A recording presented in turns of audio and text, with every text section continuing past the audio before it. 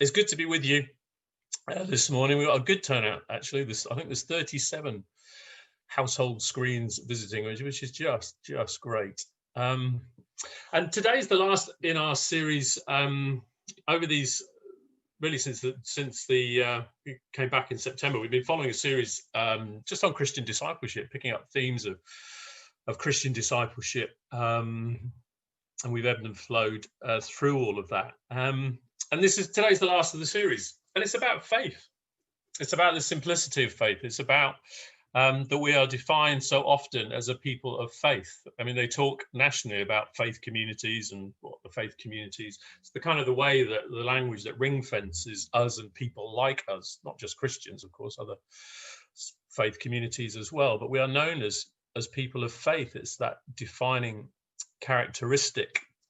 You will have friends or family members who will say things like, "Oh, I don't have your faith," or those sorts of things. Well, yeah, but you're a person of faith, aren't you? And whatever that means. But faith defines us. It shapes who we are. And I think the first thing I want to say about whatever the Christian faith is, it's available to everyone. It's not available to a certain a spiritual elite. It's not available to a certain kind of person. It doesn't require a certain measure of intellectual capacity. It doesn't require that you live in a particular place or at a particular time. It is absolutely and utterly universal, and it becomes an interesting idea to explore if you are in the presence of people, say, with quite profound learning difficulties. What does faith mean in that context for them when they can't say all of those things that you would normally expect people to say when you say, explain what faith means? I don't know what you would how you would answer that question. Somebody comes up to you and says, what is faith? It's a good question, actually. What is faith? Explain faith to me. It's a bit like explaining gravity or explaining the wind or something. I don't know. Explain faith. The writer to Hebrews, and that's where we're going to spend a little bit of time. So if you've got a Bible, Hebrews 11, which is the defining couple of verses that gives us a definition of faith. Hebrews 11 verses 1 and 2. Now, faith is the assurance of things hoped for and the conviction of things not seen. Indeed, by faith, our ancestors received approval. But is that really that first verse? Now, faith is the assurance of things hoped for and the conviction of things not seen. And you turn back to your friend, or who's looking at you probably now in an even more puzzled kind of way, and expecting, well, there you go. QED. For those of you who remember QED, do you ever put that at the end of a maths equation? I was taught to do that very early on. That which was to be demonstrated, that which was to be proved. What is faith? Faith is the assurance of things hoped for and the conviction of things not seen. And I suspect for most people, they would say, I need a little bit more than that. I need a little bit more to go on than that. So to set that verse in its slightly wider context, to back up a little bit, I want to back up into the previous chapter 10 and just read from verse 32. Because the writer to the Hebrews, we don't know who the writer is writing to, we believe, a primarily Jewish community, Christian Jewish community, who are experiencing suffering in their faith and are tempted to return to their old ways, to the ways of Judaism, to return to the synagogue and to leave the church. And someone described Hebrews, if you like, as a sermon preached in the car park of a church as believers were drifting away, beleaguered and battered and struggling with their faith. And at verse 32, the writer says, but recall those earlier days when after you had been enlightened, by which he means you'd encountered Christ, you'd come to know, you'd been born again, we might say, you endured a hard struggle with sufferings, sometimes being publicly exposed to abuse and persecution, and sometimes being partners with those so treated. But you had compassion for those who were in prison, and you cheerfully accepted the plunderings of your possessions. I don't know how many of us would cheerfully accept the plundering of our possessions, but they accepted the plundering of their possessions, knowing that you yourselves possess something better and more lasting. Do not therefore abandon that confidence of yours. It brings a great reward. For you need endurance, so that when you have done the will of God, you may receive what was promised. For yet, in a very little while, the one who is coming will come and will not delay. But my righteous one will live by faith. My soul takes no pleasure in anyone who shrinks back. But we are not among those who shrink back and so are lost, but among those who have faith and so are saved. We are those who have faith and so are saved. And faith is the assurance of things hoped for and the conviction of things not seen. So in this time of pressure, when the temptation is to walk away from the things that they thought they'd come to believe in, when everything around them didn't seem to deliver what they thought they'd been promised, they hadn't expected the pressure and the persecution, he reminds them of the world that they have entered into by faith. But it invites us into a world, it beckons us into a world, it reminds us that we've been taken into a world where it is the assurance of things hoped for and the conviction of things not seen. We enter into a world which is both tangible and around us and made of stuff. But faith also reminds us that there is an unseen world that we also participate in, and it is no less real than, if you like, the real world that so often those people around us can cope with and comprehend, or can't cope with and comprehend. But faith opens our eyes to a much bigger picture, a much bigger reality, an unseen presence that shapes who we are, that is bigger than what is happening at any given time. It means that they can come and plunder our possessions, and we can stand on our doorsteps smiling cheerfully and really annoying them. That's what Christians have done over the years, because we know that there is an unseen reality that, although they may not see it, we see it, and it lifts us beyond the struggles of this life and the ordinary things of this life, the treasures of this life, to where our true treasure is, our true treasure in heaven. And so the writer to the Hebrews gives them this definition: faith, the assurance of things hoped for, the conviction of things not seen. Indeed, by faith, our ancestors received approval. And then for that entire next chapter, it's one of my favorite chapters in the Bible.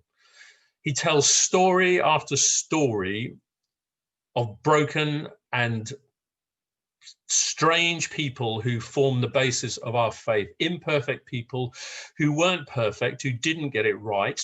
As you read it through Abel, Enoch, and Noah, then Abraham. I mean, Abraham had his fair share of good times and bad times, full of faith, lacking faith, conniving, and those sorts of things. Moses, the murderer, and so on. I mean, prostitutes I mentioned here. A prostitute can have faith. A coward, Gideon, can have faith. Samson, goodness knows he had a few issues, if anybody had issues.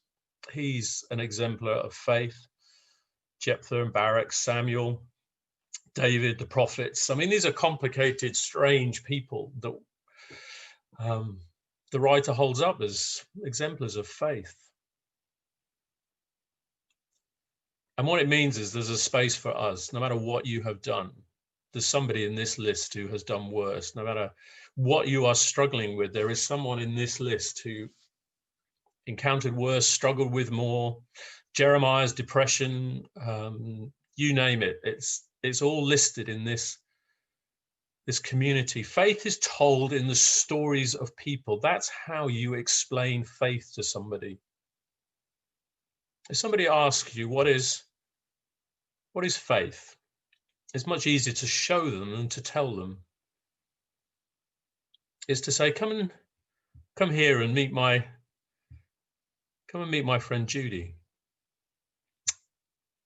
Judy never married. She lived a single life all of her life, but she never failed to participate in the life of her church. She was baptized many, many years ago, and she's seen ministers come and go and people come and go, and she's seen the good times and the bad times, times of exciting charismatic renewal and other times of quietness. And throughout all of that, she's remained faithful. Her mark is on those around her more than she will ever realize, certainly in this life.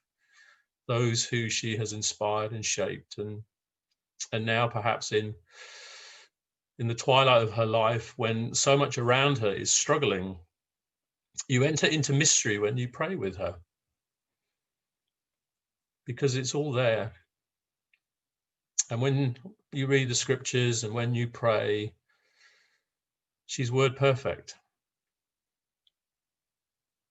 Faith is in the stories of ordinary people with their highs and lows and their uncertainties and their anxieties and their struggles and their joys. And faith is there for each one of us. Faith is simple and straightforward. The writer bubbles over in the start of chapter 10. Therefore, since we are surrounded by this great cloud of witnesses, there are people who have witnessed to you, who have shaped your faith. You have come to a better understanding of faith, not because they have cleverly argued or persuaded you in intellectual terms, but simply because you have observed and you have seen it, and it has inspired you and it has taught you. Therefore, since we are surrounded, chapter 12, verse 1, by such a great cloud of witnesses, and the witnesses that surround you, let us also lay aside every weight and the sin which clings so closely, and let us run with perseverance the race that is set before us, looking to Jesus, the pioneer and perfecter of our faith, who for the sake of the joy that was set before him endured the cross, disregarding its shame, and has taken his seat at the right hand of the throne of God.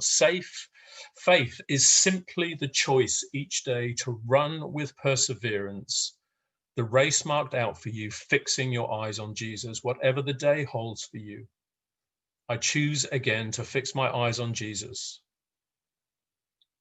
and to persevere in this story that has shaped my life, to believe that this story more than any other story, this community more than any other community, is the community that I want to live with and I want to die with. I fix my eyes on Jesus, whoever I am and whatever life brings, whatever joys and sorrows, whatever struggles and hardships, I choose Jesus. Each day I choose Jesus, and by faith I put one foot in front of another. Faith is simple, but it's never easy. Faith is simple, but it's not private. I go out into the world to live this faith. Faith is simple, but it's not naive. It's not childlike. It invites me to, in mature ways, to enter into the ruggedness of the world and the struggles of this world. It's not some kind of Pollyanna fairy tale story. It's simple, but it's not easily fooled. It calls for prophetic voices who will see the injustices of this world, who will stand by the downtrodden and the broken, and will see the abuse for what it is, and will take its place and hold them in solidarity. Faith is simple, but it's not clever and arrogant and rejoices that it's got persuasive arguments, but walks with humble listening and disarming generosity, so that the arrogant people of this world, these who think they are clever and wise, are brought to shame by the simple foolishness of our faith. Faith is simple, but there is no guarantee of worldly success, because ultimately the treasures of faith are kept with Christ in heaven. And whether we live or die, for that alone holds us and keeps us and drives us on. Remember that bit in the Gospels, where is it? I believe, help me in my unbelief. I've always found that a great encouragement. In the face of Jesus, I believe, help me in my unbelief. At the end of Matthew's Gospel, when they gathered on the mountain, they worshipped him and some doubted. Oh, such an encouragement. Such an encouragement that the community of faith embraces those who worship and those who doubt. Because one day those who worship will encounter something and they will struggle and they will doubt. And those who doubt today somehow will be inspired and they will be lifted in worship. And together we will, in Christ, persevere. So this is the faith that we are called to live by. And these are the stories that one day, I trust, will be told about us. If you want to see faith, if you want to know faith, come and spend a day with me. Come and spend a day with you. And hopefully by the end of it, you'll see something of a fragment of what it is to be a disciple of Jesus Christ. I look around me on this screen, it's such a wonderful gift, seeing stories of faith. I know enough about most of you. I know more about some, but I know enough about all of you to know that you're people of faith. Whatever your struggles are, whatever the challenges are that you will face today or this week, continue to fix your eyes on Jesus. You are here today. This is the community of Christ. This is Jesus's people. You have come here to fix your eyes on him once again, so that you may continue to run with perseverance the race marked out for you. The Lord bless you, watch over you. Really great to see you. Amen.